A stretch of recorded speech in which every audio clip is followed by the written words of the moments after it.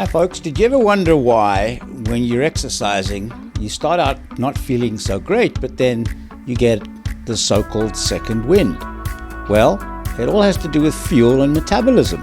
And it turns out the fitter you are, the more likely you are to have that second wind and benefit from it in your performance.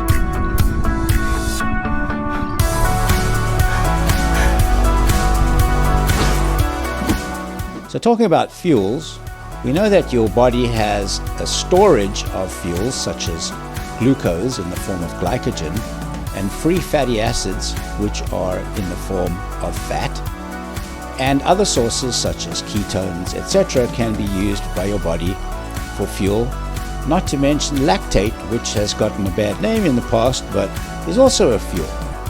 So as one's exercising, the fuel that's stored up mostly in your muscles in the form of glycogen can get used up, and then you need the source coming from somewhere else. And that's where the body adapts by increasing your heart rate, increasing your blood pressure slightly, and most importantly, increasing the amount of oxygen that is delivered to your muscles.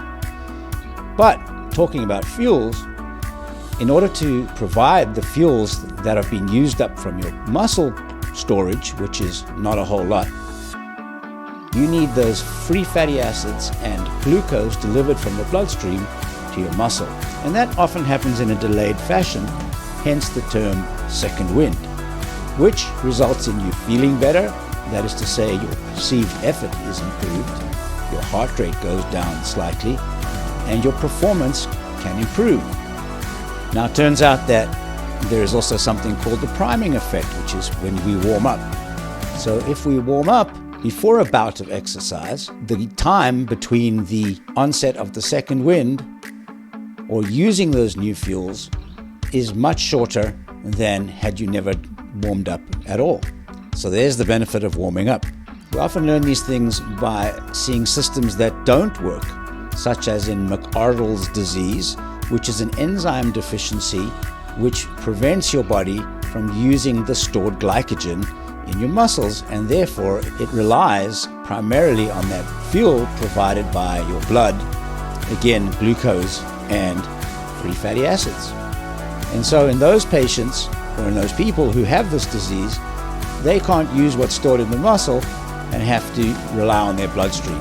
And this was used in experiments to show the so-called second wind effect.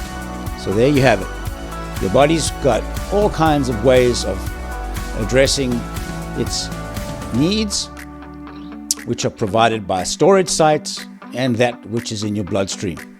Happy exercising. See you out there.